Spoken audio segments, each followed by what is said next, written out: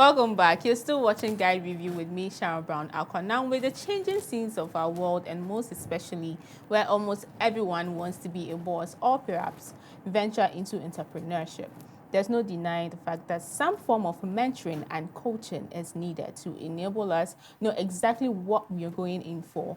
Just like John F. Kennedy said, and I quote, "The future promise of any nation can be directly measured by the present prospect of its youth." I know there are quite a number of people who want to have their own businesses running smoothly, but do not seem to settle on when or where to begin. Today, I'm here to help you do that, but of course, with a professional trainer who goes by the name Akwasi Boateng. So quickly, grab a pen and a notebook. Call a friend or your loved one to learn something new about entrepreneurship, because Guide Review is here to educate and help the Ghanaian youth survive, especially in these very difficult and unusual times. Akwasi Boateng, Hello. thank you for coming.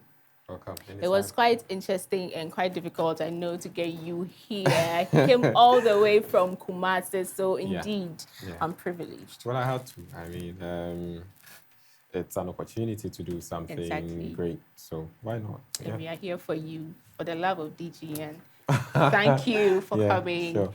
Anyway, so talking about this whole startup, entrepreneurship, new business ventures and everything, if you had to measure the startup ecosystem in Ghana currently, how would you rate it?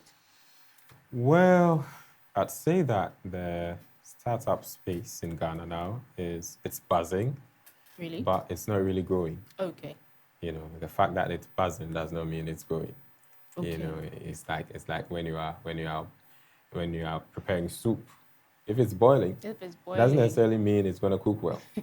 The boiling it's going to happen, but it doesn't mean it may cook well. So I mean, it's buzzing. Things are happening here and there, but it's not really growing as much as it should. Honestly. Is there a reason? A lot of reasons. Lots of reasons. I don't know if name some. So one of them is the lack of a proper environment for the entrepreneur to thrive. Okay. So by that I mean the sort of policies there are, the sort of environment, even in terms of the home. Lots of entrepreneurs have to do something that it's become like an option that a lot of parents don't want their children to go for. They'd rather they go for a stable employment than saying, I want to start this or I want to start that. A white-collar job or something. Exactly. So the support system in the home isn't there. The support system from the government isn't there. So it's pretty tough. Meaning you agree with me, or you'd agree to the fact that it is indeed difficult to start a business in Ghana? So let me put it this way. Okay. In Ghana, it's quite easy to start a business. It's one of the easiest places on earth to start a business. Tell me about it. Not a lot of questions are asked. You know, and I even wrote an article on Instagram businesses and how it's become so easy for people to just create a page on Instagram and say, I do this or I do that. Nobody comes after you, nobody asks you anything.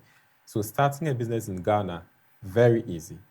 Growing a business in Ghana, super tough. Okay. So it's easy to start, but growing it is a problem. Because that's where the money bit comes in. Money either from investment or a funding opportunity or revenue from the business itself. That's where it gets tough. Starting, super easy. So a lot of startups, they fold up in 5 years. Oh.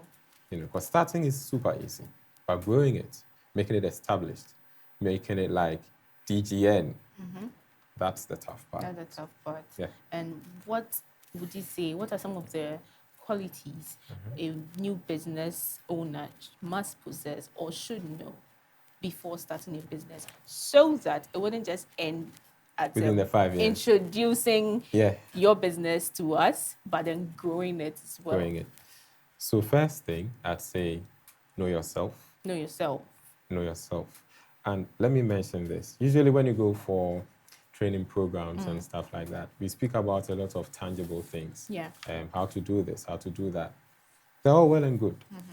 But what really affects a business are the intangible things. Right. Your emotions and relationships and stuff like that.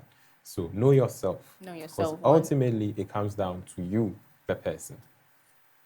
who's pushing the agenda. Because a lot of our business ideas are not new. But how different are you making it? So That's it comes right. down to you, the person. Okay. So know yourself, first thing. That's number one. Then know your product. Know your product or your service in there. There are a lot Okay. of people, you ask them, what exactly do you do? And they struggle to mention it.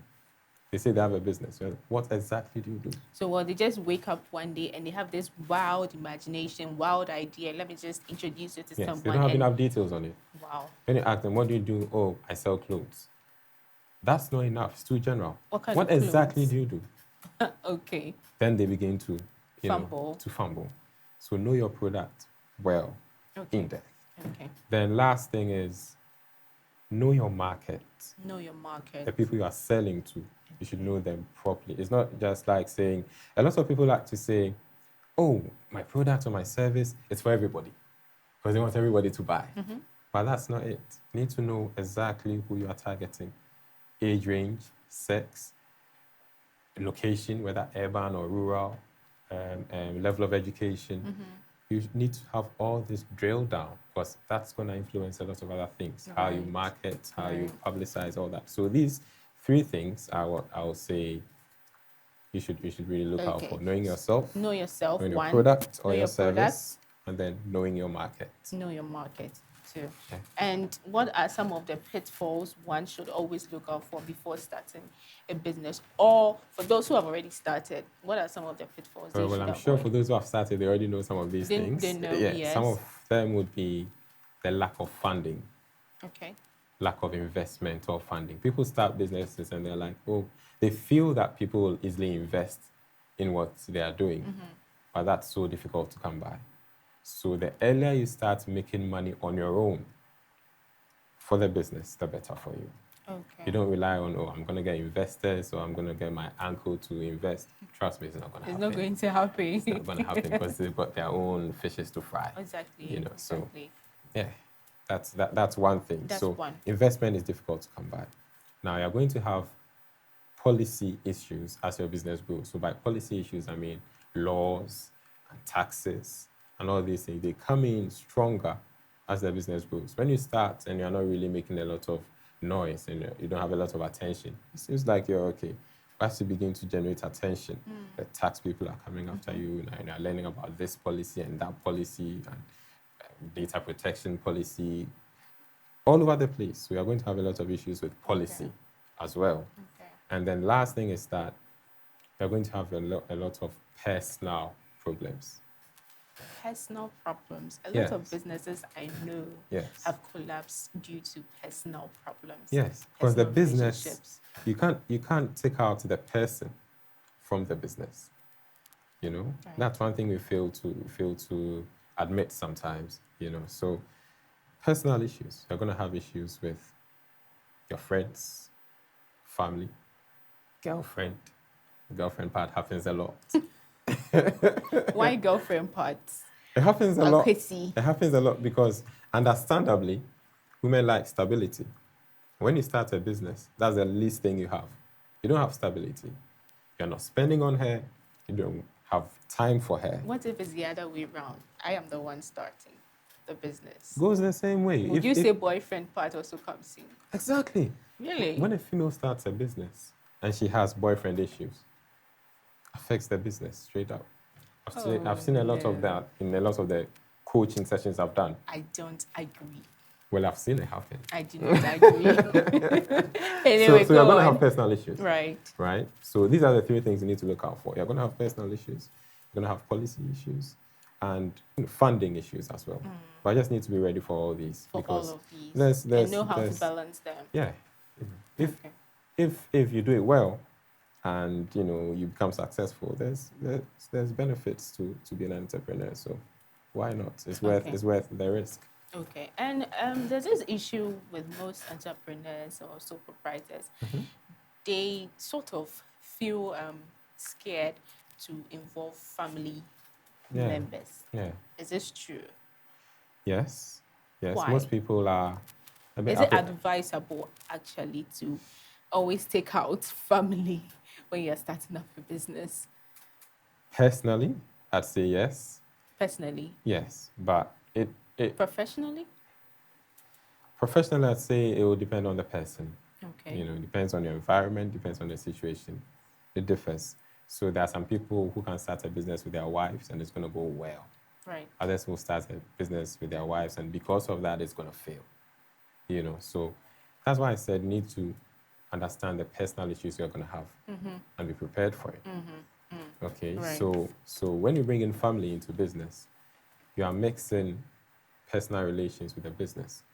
Because trust me, if you have a business with your wife, right, and you go to work, and there's an issue at work, there's a disagreement at work, do you think that just because you say work is separate from the home, you had an argument at work, she said something, you said something back.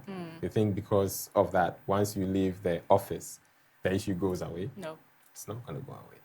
If you have an issue at home, it's not going to go away just because you stepped into an office. You come know? back and meet it. Waiting for you. So I mean, yeah, it really depends. There are some people who have worked very well with their family members, but most of the time, though, when you are starting, it's good you don't start with that. Okay. Because when you are starting a business, there are so many sacrifices and things you do that when you have family around, it limits you.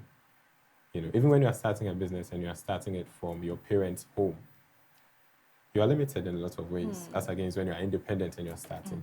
There are lots of risks that you can take when you're independent than when you are with your people or when you have a family. You know, when you have wife and kids, let's say you have your last 5,000 cedis. There's school fees to be paid. You've not done that yet. But you've seen an opportunity that could double this 5,000 cedis. You know what your wife is going to tell you? Let's pay the fees. But your mind is going to tell you, let me go make for more. this.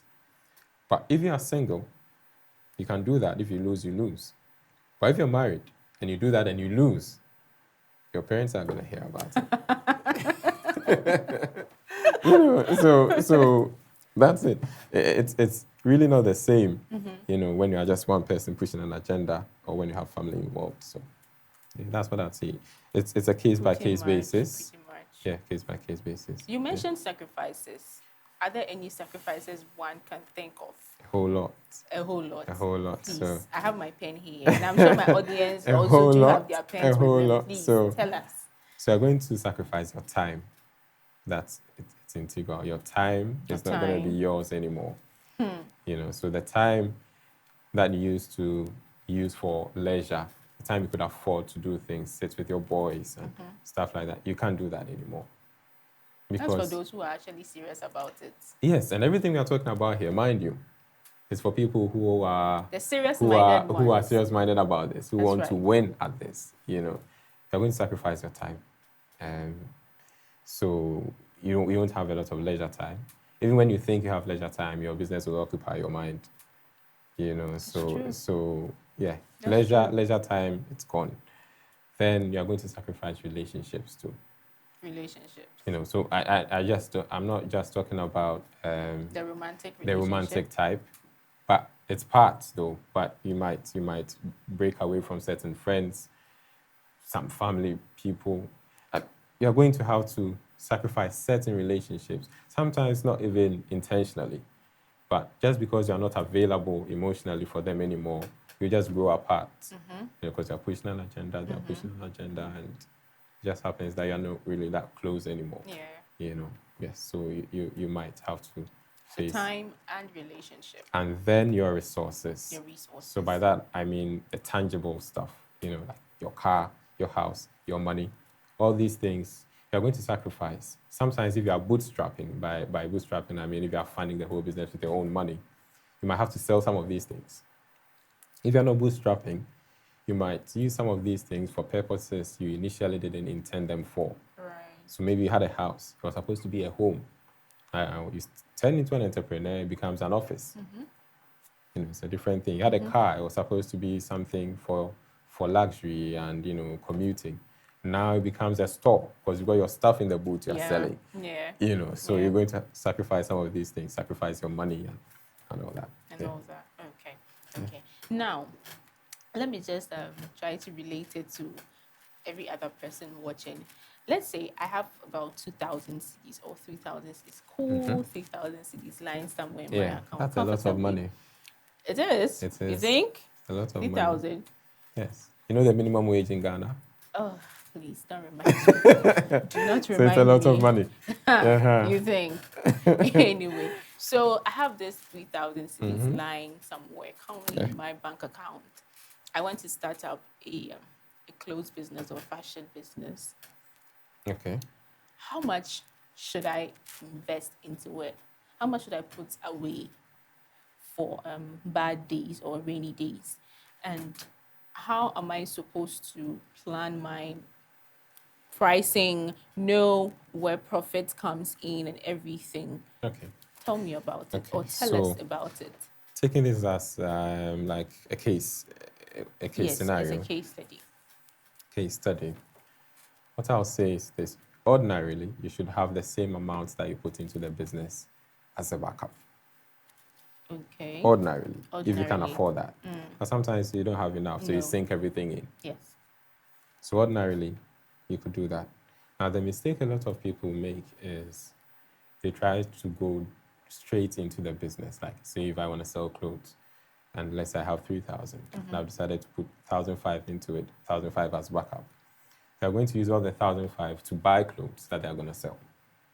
Okay. That's a wrong. mistake. Yes. First, learn how to sell clothes, because that's the primary activity of your business, selling clothes, right? So start by selling stuff that you've not even bought yet. All you need is pictures these days. Learn how to sell, how to Learn how to convince sell, people right. to pay you for the stuff that's on your your I don't know, your Instagram page or your website or wherever. When they pay you, you can always go and purchase that thing and sell it to them if once you know where to get it. So once you pick up the art of selling, then you can invest in your own product. In this case, going to buy your stuff to sell. Okay. So find out which is your main activity for the business you do. Master that first. Okay. So in your case, you want to sell clothes. How good are you at selling the clothes? It's not about putting up a shop. That's where and customer relations come in here. So customer relations, communication, knowing your target market, knowing what appeals to them, all those things come in. So master that first. Once you build that market and you have people willing to buy clothes that you are advertising, then you can put money into getting clothes of your own to sell. Okay. Because maybe that might give you more profit or something. That's fair enough. But master the selling first. Master the selling first. Yeah, that's what I'd say. So the money can go into stuff like, getting some good pictures, setting up your social media. Of course, you need to register your business. Extremely important. People always forget that. It's integral. You register the business. You have to do that. You register the business. Then you test your idea. Then you go to market. So testing your idea in this case, you'll be setting up the pages. Then you begin to put pictures on there. I'm selling this, I'm selling that. Are you getting response? No. You need to change your strategy, blah, blah, blah. Till you fine tune the selling bit. Okay. Then you can bring it. Then you are sure that even if you go to a bank for a loan, you are sure that when the stuff come, you get people to buy it.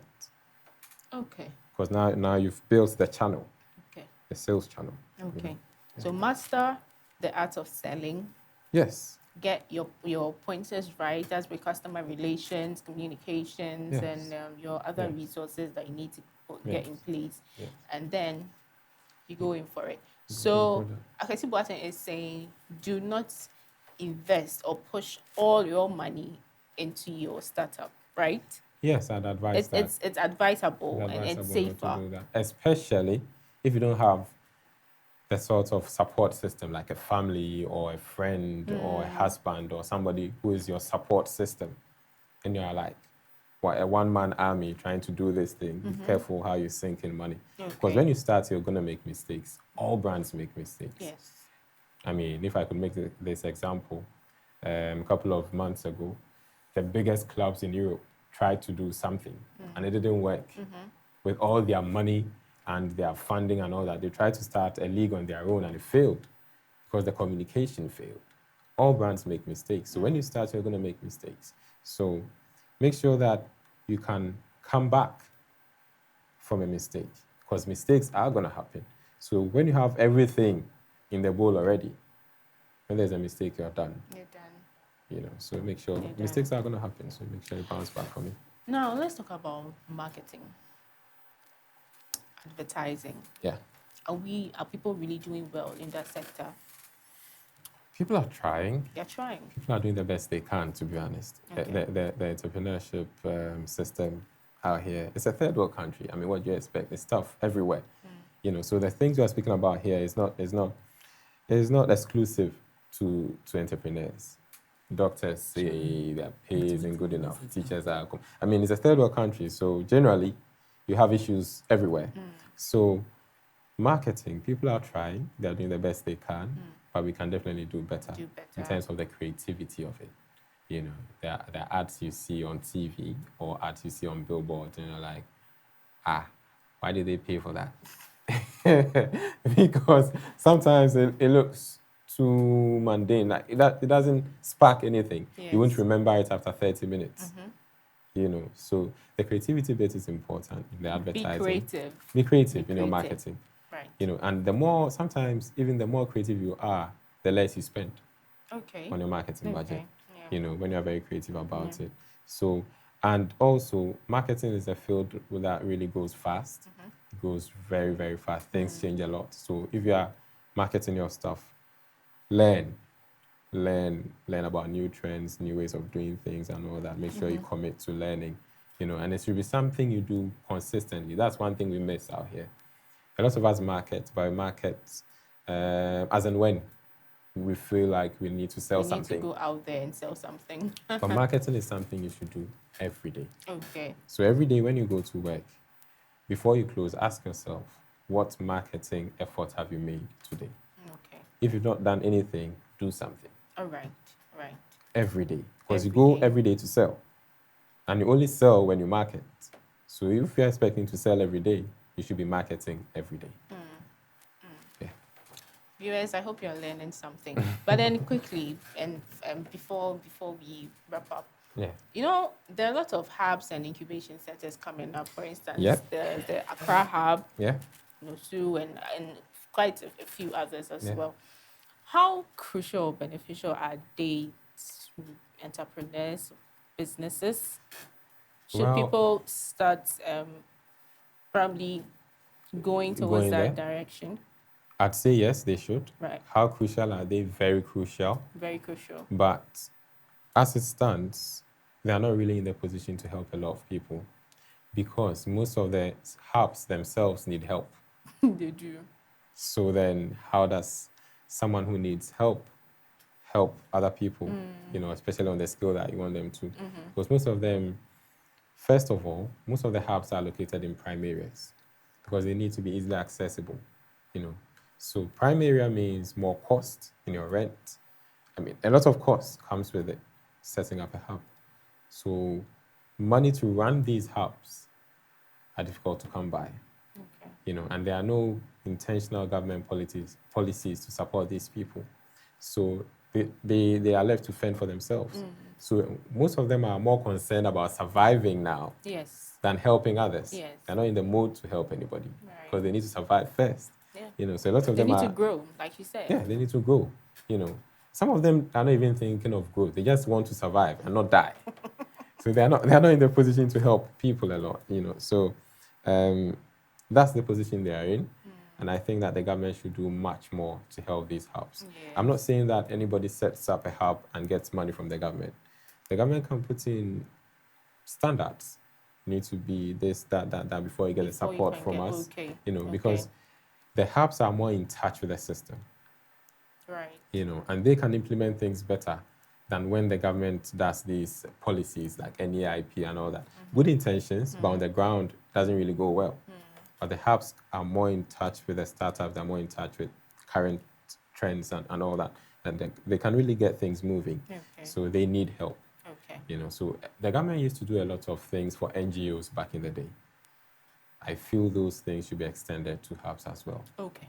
Housing grants, clearing fees being scrapped when they bring in equipment or a car, stuff like that to help them really support the startups. Because without them, without a support system for these startups, we might be, right now we are pushing a lot of young people into entrepreneurship. Yes, yes. We see it as a way to reduce the burden on Of employability. unemployment, yes. But without the right system, it's a ticking time bomb. Because in 5 years, they all come back to join the unemployment queue. That's true. Because their businesses would have failed. That's They true. would have been more desperate than ever, much more experience after school, no employment experience. It's going to be hell for everybody. Wow. So Wow. we need to support them. We need to support them. I'm sure that the right thing will be done by the right people. Yeah, they should. Akwasi Boateng, thank you for coming on your show, Welcome. and I believe Welcome. that. I'd like to mention one more thing, though. Sure. So usually, when I go for interviews, they mention the trainer bit. Yes. But I like to specify the serial entrepreneur bit. Oh. Because a lot of people listen to a lot of people talk. A lot of people say things. You can do it this way, you can do it that way, you can do it that way. But the listener is asking, have you done it before? Have you done it before? Who You are can say you? it'd be easy. Who are you? Who is this person talking to? Sharon. Exactly. Okay, so it's something I do. Okay. It's not just something I'm talking about. Okay. So I am involved in a number of startups. So as a serial entrepreneur, the things I'm talking about are from my personal experiences and that of others. Okay. So it's something I like to always mention. Always mention. Thank you for the clarity and for coming out clean to all of us. I'm hoping that my viewers will actually make good use of this practically. Viewers, unfortunately, this is where we wrap up on the show. It's been wonderful doing this with you, and like I always say, thank you very much for always taking time off your busy schedule to begin your Saturday mornings with us. I'll come your way again same time next week. My name is Sharon Brown Acquah. Good morning.